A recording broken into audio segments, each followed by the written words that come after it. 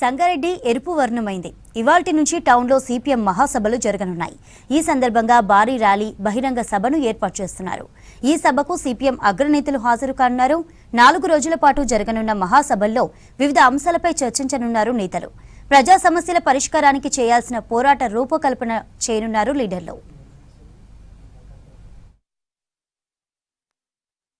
సంగారెడ్డిలో సిపిఎం మహాసభలకు సంబంధించి మరిన్ని డీటెయిల్స్ శ్రీధర్ అందిస్తారు.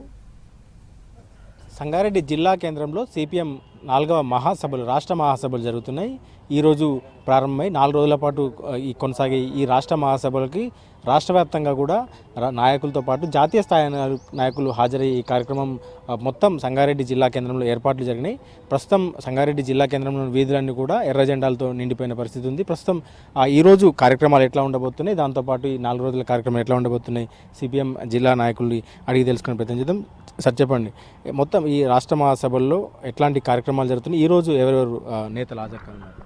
ఈ మహాసభలకు రాష్ట్ర వ్యాప్తంగా ఎన్నికైన అనేక ప్రజా పోరాటాలకు నాయకత్వం వహిస్తున్న నాయకులు 1000 మంది దాకా మొత్తం కూడా నాయకత్వం ఇక్కడికి సంగారెడ్డికి వస్తూ ఉన్నారు. వాళ్ళందరికీ అవసరమైన ఆతిథ్యాన్ని మొత్తం కూడా సంగారెడ్డి జిల్లా కమిటీ తరఫున వాళ్ళందరికీ కూడా ఏర్పాట్లు చేయడం అనేది జరుగుతూ ఉంది.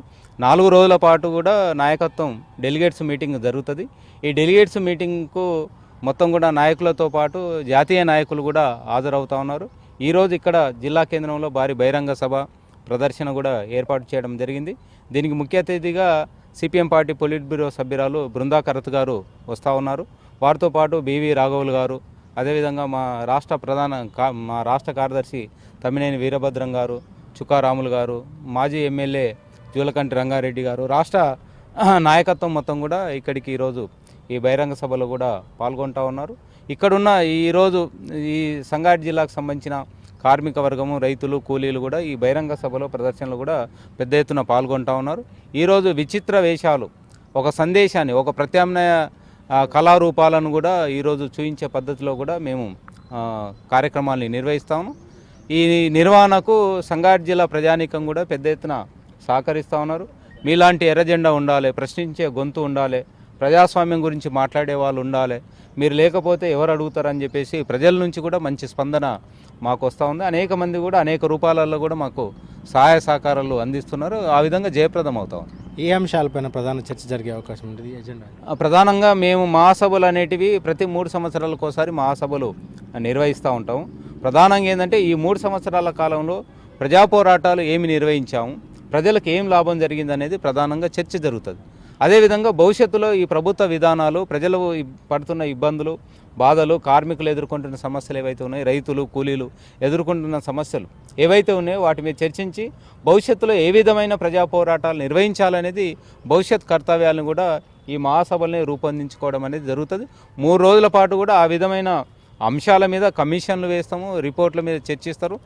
వివిధ జిల్లాల నుంచి వచ్చిన నాయకత్వం మొత్తం కూడా ఆ అంశాలలో ఎక్కడెక్కడ ఏ సమస్యలు ఉన్నాయి, వాటి మీద ఏ విధమైన పోరాటాలు మనం చేయాలనేది అందులో చర్చించడం జరుగుతుంది. మీ రాష్ట్ర నాయకత్వం దానిపైన అంటే మార్పు కానీ అట్లాంటి అంశాలు ఉంటాయి. అంటే రాష్ట్ర నాయకత్వం మార్పు అనేది రాష్ట్ర మహాసభనే ఎన్నుకోవడం అనేది జరుగుతుంది. అయితే రాష్ట్ర కార్యదర్శికి సంబంధించినంత వరకు అంటే 3 టర్ములే రాష్ట్ర కార్యదర్శి ఉండాలి అనేది మా దగ్గర నిబంధన ఉన్నది. ఆ విధంగా ఇప్పుడు తమ్మినేని వీరభద్రం గారు ఉన్నారు, వారు మ్యాక్సిమం రిలీవ్ అవుతారు.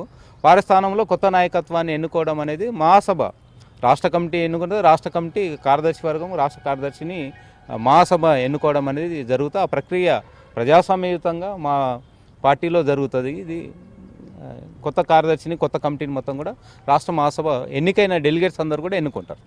ఇది సిపిఎం రాష్ట్ర మహాసభలు 4వ మహాసభలు తెలంగాణ ఏర్పాటైన తర్వాత 4వ మహాసభకు సంగారెడ్డి జిల్లా కేంద్రంలో ఏర్పాట్లు పూర్తి చేసిండ్రు. మొత్తం రాష్ట్రంలో జరుగుతున్న పరిణామాలు కావచ్చు, దేశ పరిణామాలు చర్చ జరగడంతో పాటు ప్రజా పోరాటాలపైన రాష్ట్ర నాయకత్వం అంతా కూడా చర్చ జరుగుతుంది. దాంతోపాటు రాష్ట్ర నాయకత్వంలో మార్పు కావచ్చు, ప్రజాస్వామ్య విధంగా ఇదంతా జరుగుతుందని చెప్తున్నారు. మొత్తం సంగారెడ్డి జిల్లా కేంద్రంలో ఎర్ర జెండాలతో నిండిపోయిన పరిస్థితి ఉంది. ఈ రోజు నుంచి 4 రోజుల పాటు సిపిఎం రాష్ట్ర మహాసభలు సంగారెడ్డి జిల్లా కేంద్రంలో జరగనున్నాయి. కెమెరామెన్ రాజుతో శ్రీధర్, సంగారెడ్డి.